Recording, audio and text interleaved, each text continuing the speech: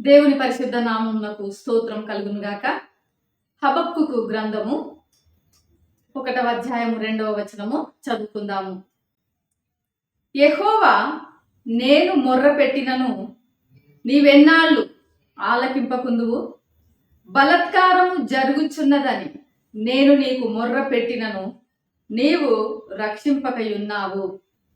ఈ ఒక్క వచనంలోనే మొర్ర పెట్టుట అనేటువంటి మాట 2 సార్లు హబక్కుకు ఆయన ప్రస్తావిస్తున్నాడు.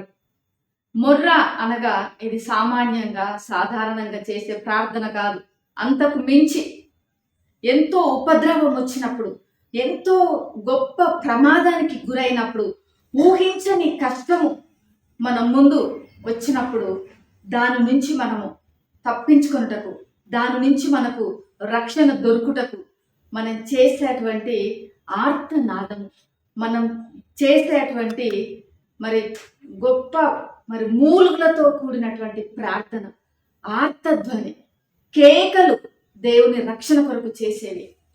అంతగా ప్రార్థనకు మించి చేసినటువంటిది ఇక్కడ హబక్కు చేసినట్టుగా మనం చూస్తున్నాము. 2 సార్లు ప్రస్తావిస్తున్నాడు. నేను మొర్ర పెట్టాను, అయినా కూడా నువ్వు ఆలకించుటలేదు. నేను మొర్ర పెట్టుతున్నాను, అయినా కూడా నువ్వు రక్షింపకయున్నావు అని ఇంకా చాలా విషయాలు 3-4 వచనాలలో కూడా ఆయన ప్రస్తావించాడు. నా చుట్టూ బలత్కారం జరుగుతున్నది, నా చుట్టూ కలహాలు జరుగుతున్నవి, నా చుట్టూ జగడములు ఉన్నవి, నా చుట్టూ అన్యాయం విస్తరించి ఉన్నది, న్యాయం కనుమరుగైపోయి ఉన్నది, పాపము ఎంతో జరుగుతున్నది. అయినను నీకు మొర్ర పెట్టినను నీవు ఆలకింపకయున్నావు.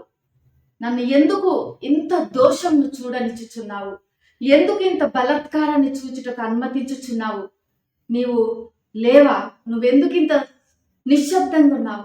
ఎందుకింత మౌనంగా ఉన్నావు అని హబక్కుకు ఈ ప్రార్థన ద్వారా మనకు అర్థమవుతున్నది. హబక్కుకు అనేటువంటి ఈ పేరుకు అర్థం హెబ్రీ భాషలో ఆలింగనం లేదా హత్తుకొంత, ఎంబ్రేస్ అనేటువంటి అర్థాన్ని కలిగి ఉన్నది. హబక్కుకు గురించి మనకు అంతగా తెలియదు. ఆయన కుటుంబ నేపథ్యము, ఆయన జీవితము, ఆయన చేసినటువంటి పరిచర్యల గురించి. ఈ హబక్కుకు అనే పేరు ఇక్కడ తప్ప మనకు పరిశుద్ధ గ్రంథంలో మరెక్కడ కూడా కనిపించదు.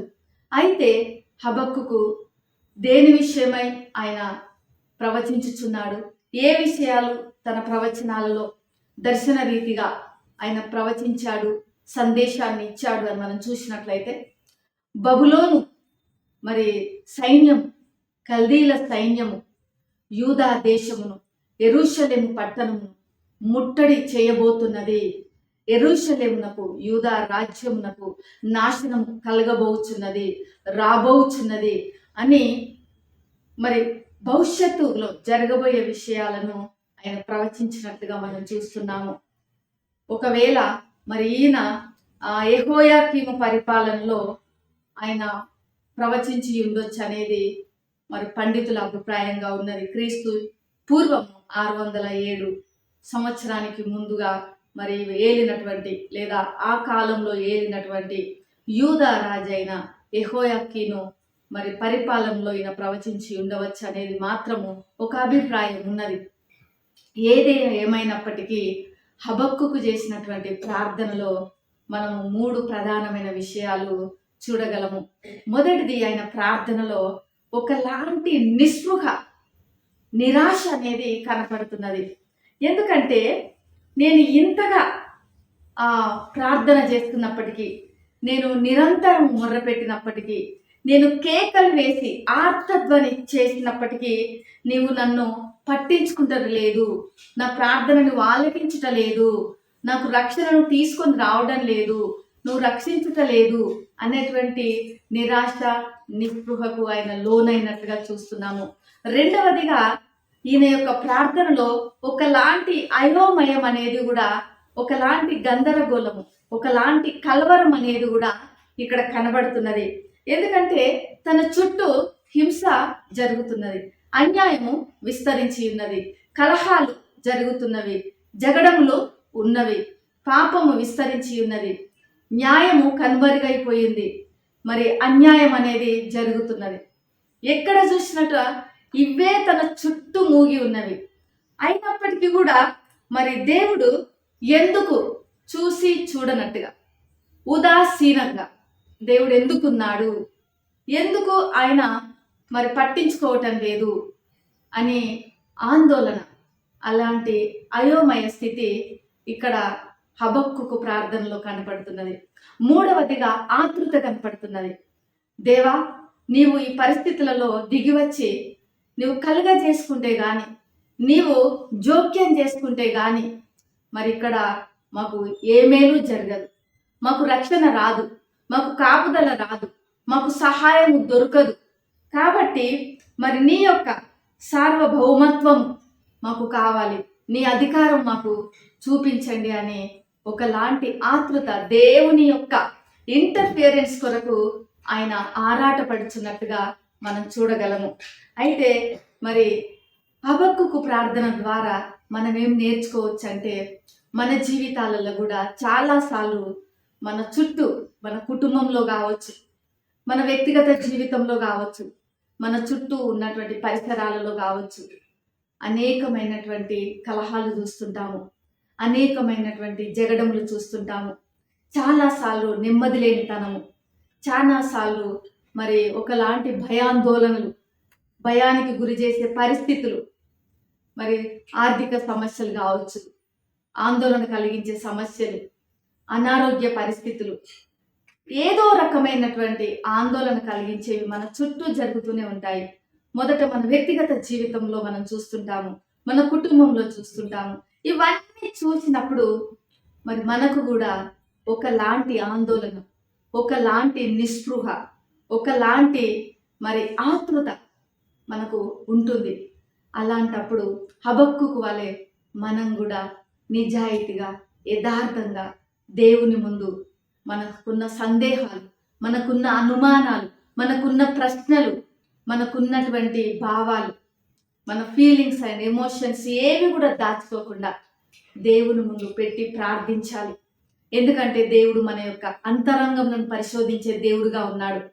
మనం ఏవో పెద్ద పెద్ద మాటలతో, పరిశుద్ధమైన భావజాలంతో ప్రార్థించినంత మాత్రాన దేవుడు మన అంతరంగంలో ఏముందో గ్రహింపలేని దేవుడా? ఖచ్చితంగా ఆయన గ్రహించగలడు. ఎందుకంటే ఆయన సర్వజ్ఞానం కలిగిన దేవుడు, ఆయనకన్నీ తెలుసు.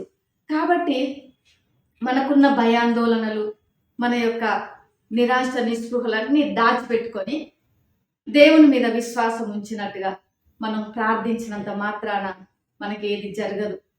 దేవుడు మన యథార్థతను ప్రేమించే దేవుడుగా ఉన్నాడు. కాబట్టి హబక్కుకు వలె మనకి ఏమున్నా సరే, దావీదు వలె మన యొక్క ఉద్దేశాలు, మన ఆలోచనలు, మన యొక్క తలంపులు అన్నీ కూడా అవి పాజిటివ్ అయినా నెగిటివ్ అయినా దేవుని ముందు పెట్టి ప్రార్థించినప్పుడు దేవుడు ఖచ్చితంగా మన ప్రార్థన ఆలకించే దేవుడుగా ఉన్నాడు. అలానే మనము ప్రార్థించినప్పుడు ఆయన యొక్క సార్వభౌమాధికారానికి మనల్ని మనం అప్పగించుకోవాలి. దేవా, నీ చిత్తానికి మేము అప్పగించుకుంటున్నాము, నీ పైన మేము నమ్మకం ఉంచుతున్నాము.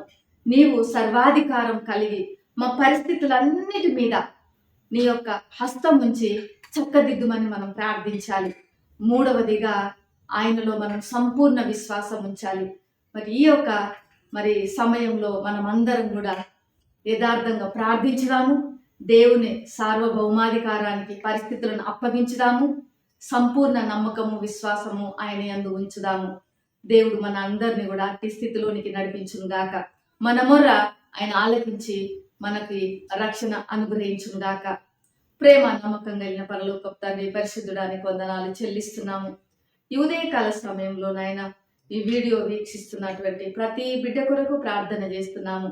వారి వ్యక్తిగత జీవితాలలో, కుటుంబాలలో, వారి చుట్టూ ఉన్న పరిసరాలలో వారు ఎలాంటి పరిస్థితులను ఎదుర్కొంటున్నారో, ఎలాంటి ఆందోళనకు గురవుతున్నారో మీరు ఎరిగినటువంటి దేవుడుగా మీరున్నారు. మరి వారు నాయన పరిస్థితులన్నిటిపైన తండ్రి మీరు ఆధిపత్యము కలిగి, సార్వభౌమాధికారం కలిగి మీ ఆధీనంలో ఉంచుకొని వారు దేని కొరకు కనిపెట్టుచున్నారో ప్రార్థించుచున్నారో వారి ప్రార్థన ఆలకించి కావలసిన కృపను మీరు దయచేసి నాయన వారికి మరి కావలసిన దీవెన ఆశీర్వాదాలు సక్సెస్ దయచేయమని యేసు నామములో ప్రార్థిస్తున్నాను తండ్రి. ఆమేన్. దేవుడు మిమ్మల్ని దీవించును గాక.